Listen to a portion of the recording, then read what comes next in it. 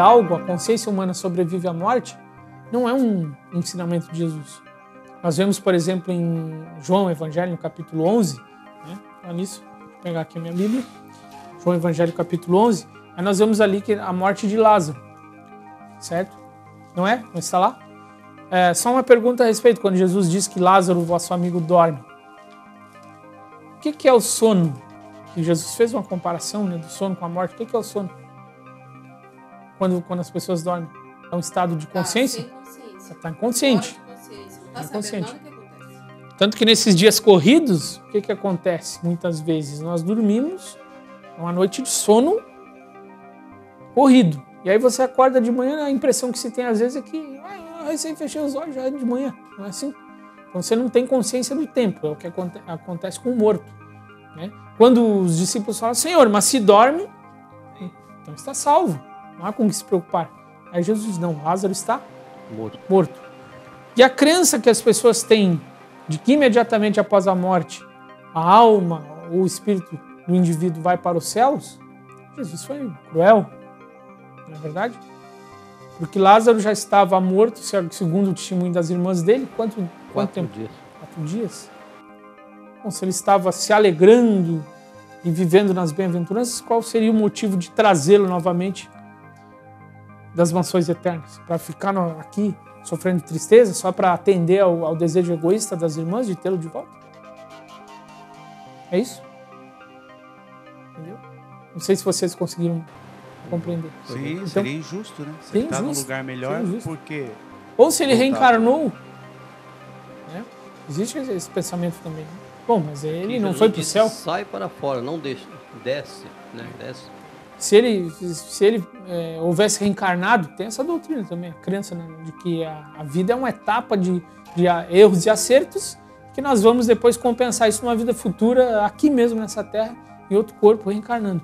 Certo? Mas se isso fosse verdade, Jesus teria sido um assassino. Não sei se vocês pararam para pensar nisso. Essa doutrina, então, ela surgiu... Só para eu concluir essa parte, ele seria um assassino, mataria uma criança de 4 dias de idade. Certo? Aí ele, puxa, trouxe de volta. Agora sim, né? Desculpa, essa doutrina, essa crença de vida após a morte, que a pessoa vai para o céu e tal, surgiu quando exatamente? Na verdade, ela foi muito anterior a Constantino, né? Isso é uma crença grega, realmente. Uma crença grega. Quando você vê lá as explanações de Platão, de Aristóteles a respeito, você tem uma noção quase católica da alma humana. E isso foi absorvido por Roma, e Roma transferiu isso para o cristianismo estatal, o cristianismo oficial, que se tornou o cristianismo católico, né? Então a crença era muito antiga, mas inserida no cristianismo era uma novidade. Era uma novidade. Certo? Algumas pessoas podem pensar, por exemplo, na passagem quando Jesus está na cruz, né, prestes a morrer, e o ladrão aceita, né, Jesus como seu salvador, e Jesus fala para ele, né, em verdade te digo que hoje estarás comigo no paraíso. Certo. E essa passagem é muito difundida como se o ladrão estivesse indo naquele momento para o paraíso. Como Exatamente. Você pode me explicar isso? Bom, nós temos 2 explicações para essa passagem lá. É uma passagem conhecida. Temos 2 explicações. A primeira é que para quem morre, como ele não percebe a passagem do tempo, era hoje mesmo. Não sei se vocês estão percebendo. Então ele morreu e ressuscitou. Agora, não vê o tempo passar, né? Não vê o tempo passar. Agora, essa é uma das explicações e não é errada, é correta. Mas tem outra explicação para isso. Qual é? É que, embora Jesus tivesse dito isso ao ladrão, mas ele mesmo não subiu aos céus naquele dia. Certo? Ele morreu. Após a ressurreição de Jesus, aí nós vemos ali Maria, né, tinha ido lá, Maria, não sua mãe, mas a outra, né, Maria Madalena, tinha ido até o sepulcro lá para dar uma averiguada, ou se aproximou para colocar as especiarias que elas não haviam colocado, porque era sábado, né, o dia de sábado ia entrar, conforme vemos em Lucas 23:56, mas ela se aproxima na manhã da ressurreição E aí Jesus aparece, fala com ela. E o que ela diz? Senhor. E foi com a intenção de quê? De abraçá-lo, né? De adorá-lo, de abraçá-lo, abraçar os pés de Jesus, como era o costume. E ela disse, não me detenhas. Não subi ainda. Por quê? Ainda não... Porque ainda não subi para o meu pai. Ué, então onde ele ficou no período em que ele estava morto? No sepulcro. Exatamente. Até porque ele falou que estaria junto com ele, né? Exatamente. Então essa crença aí de que morre, vai para um outro lugar, tá dentro dessas doutrinas dentro do vinho de Babilônia. misturadas, do vinho de Babilônia. Exatamente. Que não é ensinamento original de Jesus. Original de Jesus. Isso. Daiane, só voltando ao ponto que você tinha mencionado naquele momento. Então nós temos aqui Lucas capítulo 23, pode abrir as Bíblias aí. Versículo 42 e 43. Temos aqui o pedido do bom ladrão, como era assim mencionado, e a resposta de Jesus. Quem quer ler? Vamos lá? Quem encontrou? Lucas 23. 42 e 43. Então disse, Jesus, lembra-te de mim quando entrares no teu reino. Respondendo-lhe Jesus, em verdade te digo que hoje estarás comigo no paraíso. Certo. Esse texto, como diz, parece entender que o ladrão, após a sua morte naquele dia, já estaria no paraíso com Jesus. Não é a ideia que passa? Essa é a ideia que passa. Mas, do ponto de vista de quem morre, realmente era hoje. Porque quem morre está alheio a tudo que acontece e não vê o tempo passar. Agora a pergunta é, Jesus, naquele dia, naquela sexta-feira, quando ele rendeu a sua vida, será que ele foi diretamente para o céu, para o paraíso? Entendeu? Não, ele não foi. Ele não foi. Bom, então vamos ver o texto. João, Evangelho, capítulo 20, versículo 17. Se eu confirmar se é isso mesmo, se a minha memória não me trai. Exatamente. Pode-se ler o 16 e o 17. Disse-lhe Jesus, Maria. Ela, voltando-se, disse em hebraico, Raboni, que quer dizer mestre. Disse-lhe Jesus, não me detenhas, pois ainda não voltei ao Pai. Mas vai ter com meus irmãos e dize-lhes, eu volto para meu Pai e vosso Pai, meu Deus e vosso Deus. Obrigado, Roberto. Esse episódio aqui que o Roberto acabou de ler foi na manhã da ressurreição, ou seja, já se tinha passado, não era naquela ocasião que ele mencionou para o ladrão, que hoje estarás comigo no paraíso. Então, Jesus morreu, o ladrão morreu, e agora, na manhã da ressurreição, Jesus voltou à vida e estava falando com Maria Madalena, certo? Então, ele diz o seguinte, não me detenhas, porque ainda, na minha tradução diz, não subi para meu Pai. Mas vai para meus irmãos e diz-lhes que eu subo para o meu Pai e vosso Pai, meu Deus e vosso Deus. Então, essa subida, entre aspas, né, em que Jesus se apresenta ao Pai e volta lá ao terceiro céu, não ocorreu na tarde da sua morte. Isso ocorreu posteriormente, depois da ressurreição. Certo? Então, essa é a ideia que se tem, mas dá para se entender que não foi bem isso que aconteceu. Entendi. Certo? Então, essa só relembrando, essa já é uma doutrina que não era uma doutrina cristã ou passada por Jesus.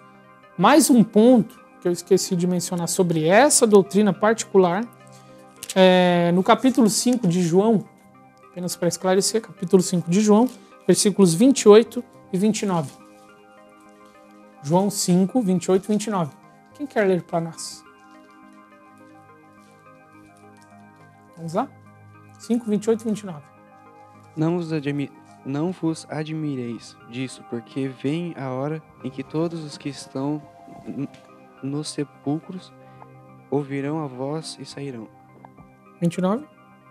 E os que tiverem feito bem para a ressurreição da vida, e os que tiverem praticado mal para a ressurreição do juízo. Muito obrigado. Agora observem que interessante. O texto diz, não vos maravilheis disto, porque vem a hora em que todos os que estão aonde? Nos sepulcros. Nos sepulcros. E aqui está mencionando que não é uma classe de pessoas só que está nos sepulcros. Todos. Bons, maus, justos e injustos. Todos os que estão nos sepulcros ouvirão a sua voz. Se estão nos sepulcros, não podem estar nem nos céus e nem no inferno. Se estão nos sepulcros, não sobreviveu a sua consciência à sua morte, mas a consciência morreu junto com o corpo.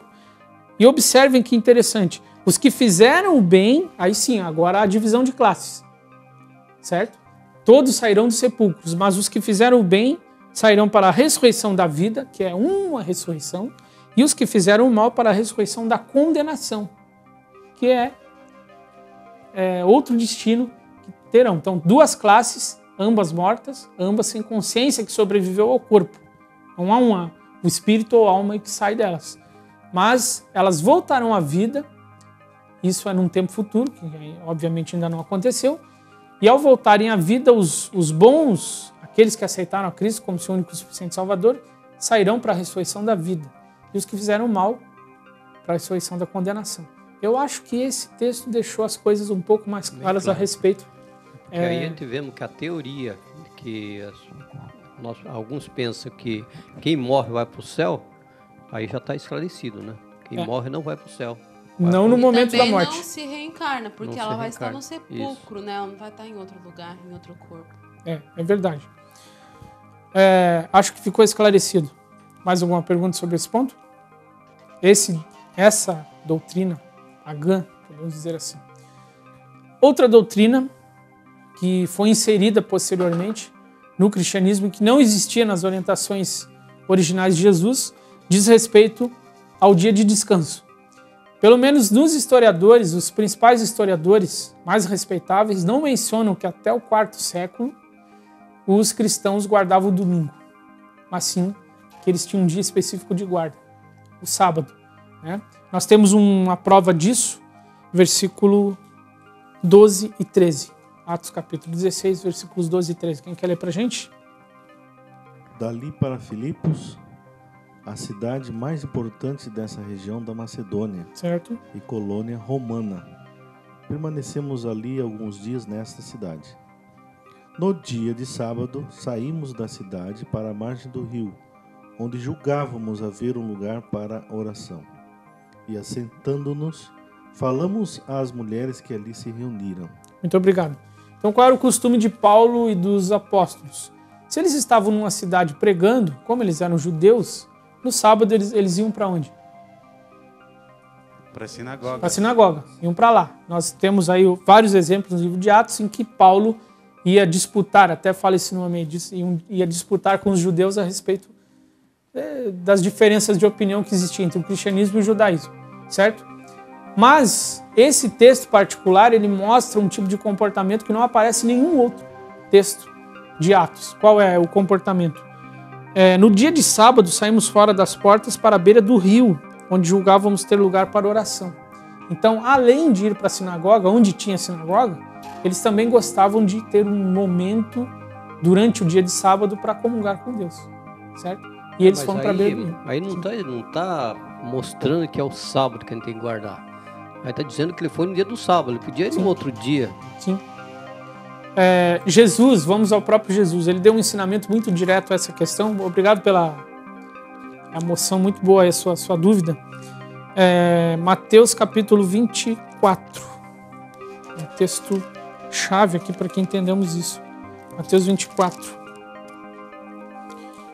Deixa eu só ver se... aqui mesmo. Esses versículos que vão do 15 até o 28, nós não vamos ler todos eles, mas aí é profetizado uma grande tribulação.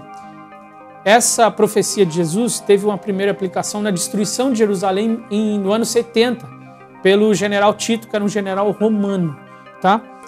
Houve uma rebelião judaica e essa rebelião foi sufocada com a destruição da cidade e a destruição do templo. Só para vocês entenderem. Mas aqui no versículo 20, quando Jesus está dando essa profecia, quem pode ler para a gente? Orai para que a vossa fuga não suceda no inverno nem no sábado. Por que isso? No inverno. Como que era o inverno na Palestina? Era rigoroso. Imaginem agora as grávidas, naquela época, né? Todas as famílias tinham crianças pequenas, sair fugindo no inverno era difícil. E no sábado? Por que não poderiam fazer? Porque a preocupação principal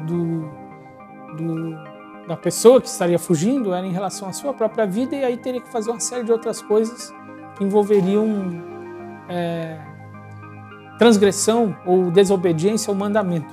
É óbvio que se Deus permitisse a destruição, essa fuga no dia de sábado, teriam que fugir, porque isso é superior a qualquer coisa, né? A preservação da vida é superior a muita coisa, mas a oração que Jesus aconselhou que fizessem é que não acontecesse no dia de sábado. Mas por que? Dia de sábado não pode fazer nada?